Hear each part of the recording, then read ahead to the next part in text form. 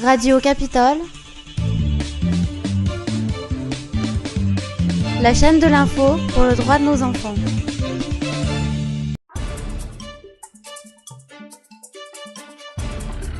Radio Capitole, l'interview du jour, présentée par Julien. Et bonjour à tous. Aujourd'hui, nous recevons l'association Adikia, une association qui s'est créée à l'issue de personnes, de parents qui sont accusés de maltraitance sur leur enfant. Et pourtant, il a été décelé des maladies rares. Aujourd'hui, nous recevons donc dans notre studio Emeline. Emeline, bonjour. Bonjour. Alors, je voudrais aborder déjà le premier point, c'est qu'est-ce que l'association Adikia ? Alors, l'association Adikia, c'est à la base un groupe Facebook qui a été créé il y a un petit peu plus de 2 ans par Vanessa, une maman qui a rencontré des accusations à tort de bébés secoués avec son fils. Et du coup, ils se sont retrouvés à plusieurs sur ce groupe-là à discuter de leurs problèmes, de leurs souffrances et du combat qui menaient tous ensemble. Et suite à ça, au 1er septembre, ils ont créé l'association Adikia, qui rassemble une centaine de parents accusés à tort, tout simplement, de maltraitance ou de bébés secoués. Du coup, après, on a mis des choses en place, on a essayé de trouver des solutions.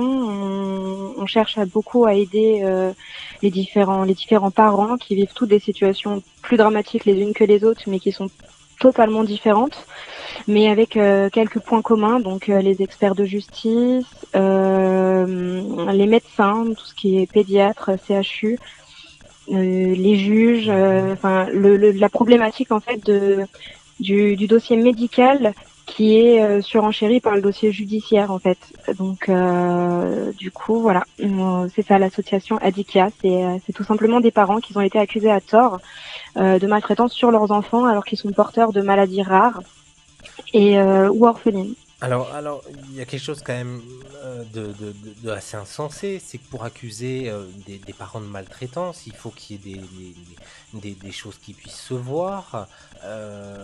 Est-ce que vous pouvez nous expliquer un petit peu dans quelles conditions ces maltraitances, ces accusations de maltraitance sont survenues ? Il y a des choses qui se sont vues, puisque le syndrome du bébé secoué, pour ceux qui ne connaissent pas, c'est quoi exactement et comment cela a été décelé ? Le bébé secoué, alors en fait, c'est tout simplement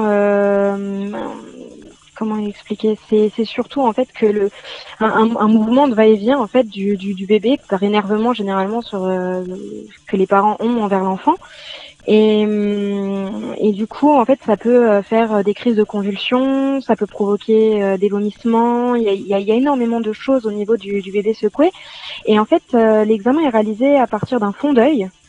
Et ce fond d'œil montre que les vaisseaux sont éclatés, tout simplement, ou qu'il y a hémorragie. Mmh.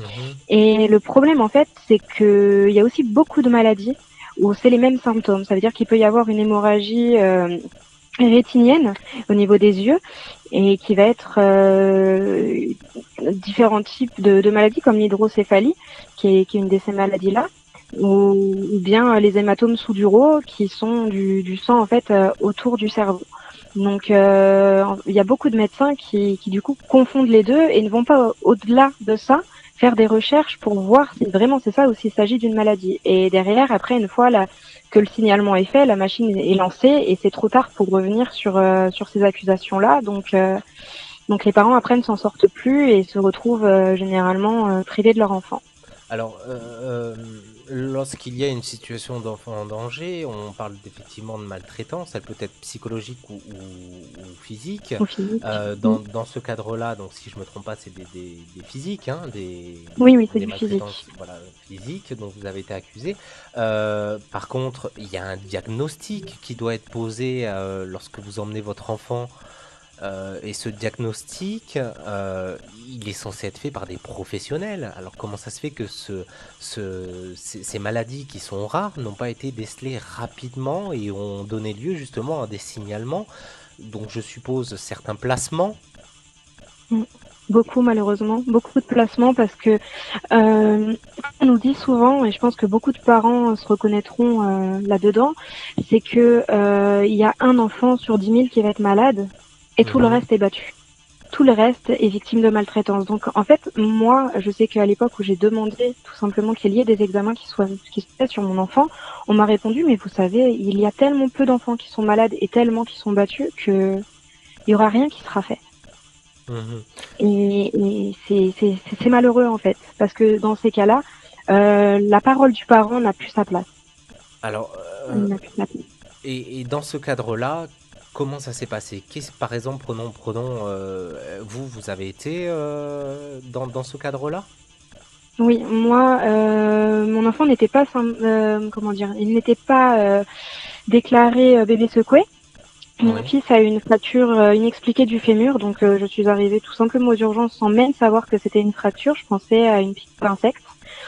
Et on a fait une échographie. Vous avez décelé ça comment, vous, en tant que maman?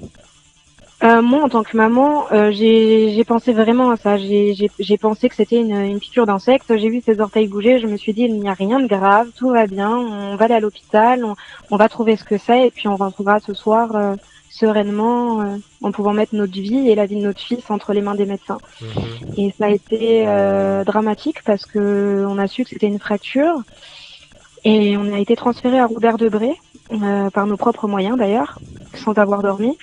Et arrivé là-bas, ils nous ont tout simplement accusés tout de suite. Ça veut dire qu'on n'avait même pas encore franchi l'étape des urgences, qu'on était déjà les parents maltraitants. Ça a été, Est-ce ça que a été ça. le signalement a été déjà remonté de l'ancien hôpital au nouveau, vous pensez? Du tout, Non? absolument pas. Ils étaient au courant. En fait, nous, on avait le dossier avec nous de notre fils, de D'accord. l'hôpital. On remontait en même temps à Robert Debré, mais Robert Debré n'était pas du tout au courant comment dire, de Donc, notre venue, quoi. donc Il on était- repart sur une autre équipe médicale qui de Voilà, suite va effectivement faire ce constat de maltraitance alors qu'il n'y en a pas, quoi. exactement. Et moi, quand j'ai demandé au personnel soignant, donc tout ce qui était infirmière et aide-soignante, je leur ai posé la question. Je leur ai dit, moi, j'ai besoin de savoir en fait ce qui se passe, si c'est pas de la maltraitance, ce que ça peut être de la maladie, et on m'a répondu de toute façon dans tous les cas c'est de la maltraitance. D'accord, et qu'est-ce Donc à qui s'est partir passé de là on ensuite peut alors? plus se payer. Alors ensuite on a été transféré dans une chambre entièrement vitrée pour être mis sous surveillance à côté de l'accueil. Notre fils a passé donc les examens du fond d'œil. Il a passé donc il a été hospitalisé il a fait 8 jours d'hospitalisation là-bas.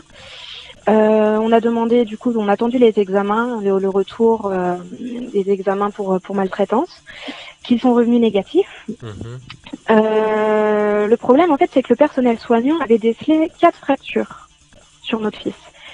Seulement, c'était des appositions périostées, donc ça n'avait rien à voir. C'était des cales osseuses en fonction vis-à-vis de la fragilité qu'il avait. Et il avait une fissure, soi-disant, à l'avant du crâne, qui en fait ils ont confondu avec une veine, tout bêtement.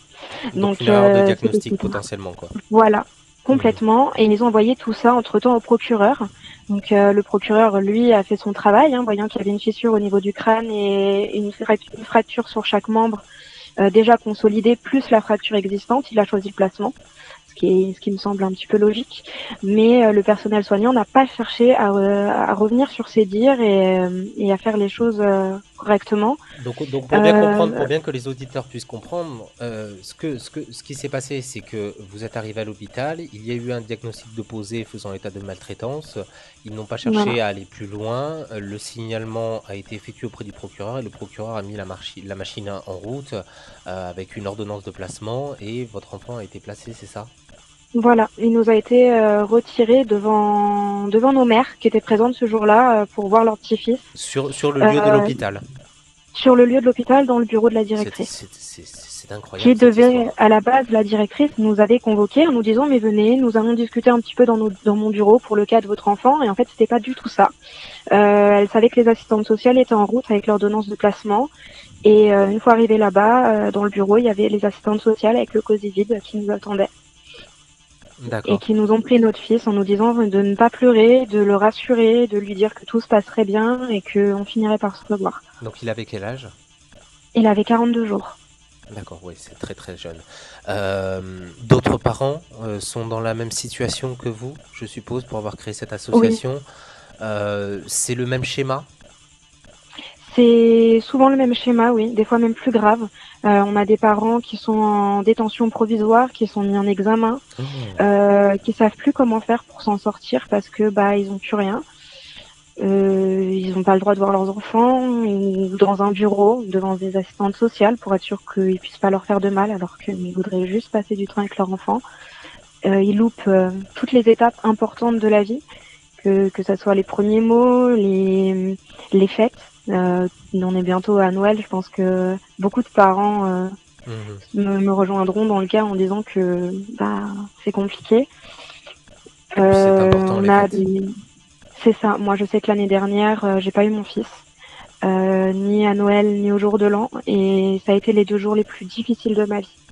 Aujourd'hui, vous l'avez récupéré cet enfant? Oui, il est N- rentré à la maison avec les excuses de la juge.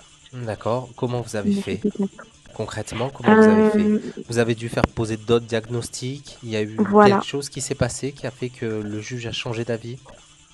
En fait, alors la police judiciaire, enfin la juge a décidé qu'il y aurait une expertise vis-à-vis de notre enfant et à Robert Bray, la généticienne qui avait réalisé des tests sur Owen, a donné un petit peu sous le bureau quand même à une généticienne de l'Institut Imagine à Necker, enfant malade à Paris, qui elle a décelé la fragilité osseuse d'Owen sur le dossier directement sans même nous avoir rencontrés. Mhm. Et moi je suis rentrée en contact avec elle par la suite parce que bah, je devais passer des examens. Et cette généticienne a envoyé un courrier au juge, tout simplement en disant que oui, il y avait fragiliteuse et que moi j'étais porteuse d'une maladie orpheline où il y a un cas sur 100 000, Mhm. donc il y a très très peu en Europe. Et donc du coup, suite à ça, la juge a demandé immédiatement la levée du placement. Et mon fils est rentré 2 heures après à la maison. Aujourd'hui, il a quel âge? Il a eu 1 an la semaine dernière. D'accord. Pas trop chamboulé, choqué? Non, j'ai toujours réussi à le protéger. J'ai toujours fait en sorte que ma famille aussi ne pleure pas devant lui, que ce soit toujours des sourires, des moments de retrouvailles, du bonheur tout simplement.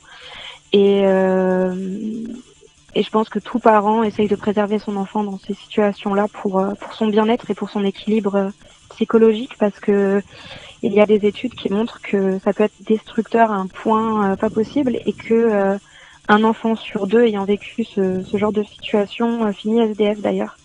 Il y a eu un article il y a peu sur ça.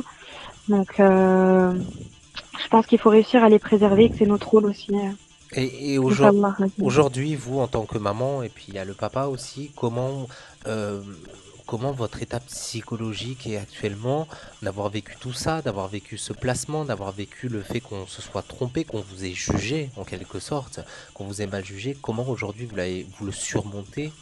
Est-ce que vous pouvez nous expliquer, puisque d'autres parents qui sont dans le même cas que vous aujourd'hui, ça peut peut-être les aider à surmonter. Oui. Est-ce que vous auriez un conseil à leur donner? Je pense qu'il faut jamais baisser les bras, il faut pas se laisser aller. Quand on veut, on peut. Et il faut le vouloir. Il faut vouloir que son enfant rentre à tout prix. Il faut faire les choses soi-même. Ça veut dire que même si on a un avocat, même si on est bien défendu ou quoi, il faut connaître les lois. Il faut se renseigner, il faut appeler, il faut taper aux portes. Euh, et moi, ma thérapie, c'est vraiment d'aider justement ces gens-là. Depuis que j'aide des mamans ou des papas même ou des familles entières qui ont des problèmes comme ça, je me dis qu'au moins ce que moi j'ai vécu, eh ben ça peut servir à d'autres. Et ça peut les aider parce que j'ai peut-être un regard qui va être différent du coup qu'à l'époque où moi j'ai vécu ça. Je suis peut-être plus endurcie maintenant qu'avant. Donc ça permet d'aider, je pense. Votre association aujourd'hui, Emmeline, qu'est-ce qu'elle peut faire pour ses parents? Est-ce que vous pouvez nous donner des informations? Est-ce que vous avez créé une page Facebook, un site internet?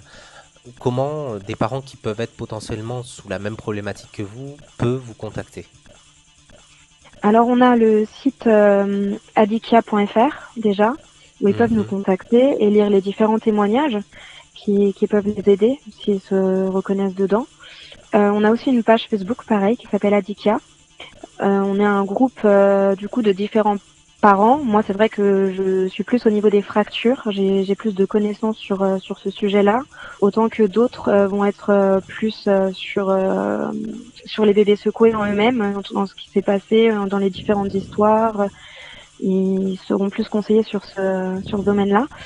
Après, c'est souvent que, encore la semaine dernière, à 7 heures du matin, j'avais une maman au téléphone qui m'appelait en larmes, qui me disait je sais plus quoi faire, je suis perdue, j'ai 20 ans, ma fille va mal, on me menace de placer mon enfant. Il faut leur dire tout de suite que ils ont le droit à un deuxième avis médical. Ça veut dire que si on les menace de placement, qu'on leur dit que leur enfant est maltraité, ils ont le droit, et c'est un droit parental, que de demander le transfert de son enfant vers un autre hôpital pour avoir un deuxième avis médical. Et du coup, avec ce deuxième avis médical-là, le juge sera sûrement obligé de redemander une expertise derrière, avec quelqu'un qui aura plus de connaissances justement dans les maladies rares, dans les maladies orphelines et tous ces sujets-là. Alors, ça, c'est très très important. Alors, la problématique dans ce genre d'association que vous avez créée, c'est est-ce que vous n'avez pas peur que certains parents qui sont réellement parents maltraitants viennent vers vous et puissent se servir de cette cause justement pour se dédouaner du délit de la commission d'infraction de maltraitance? Vous n'en avez pas peur de ça? Je pense qu'il y en aura toujours, par contre, des parents qui pleureront parce qu'on leur a retiré leur enfant alors qu'ils sont maltraitants, ça il y en aura. Après, je pense que la justice est là aussi pour faire la différence. Je pense qu'il faut mettre les choses en place dans le bon ordre et que les médecins, il y en a qui regardent pas assez, mais je pense que si les médecins sont plus vigilants, ils arriveront plus facilement à déceler les erreurs qu'ils ont pu faire dans le passé et les parents qui sont vraiment maltraitants. Je pense que sur ça, c'est largement possible. En tant que, il y a beaucoup de parents qui sont maltraitants, hein. Malheureusement, ça, on n'est jamais à l'abri. Hein. Ça, malheureusement, oui.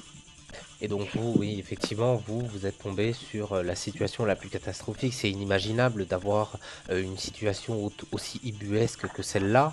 Vous êtes courageuse, Emeline, hein, laissez-moi vous le dire, vous avez l'air courageuse. On rappelle donc du coup votre association qui s'appelle Adikia, donc qui est disponible sur la page Facebook et sur votre site internet.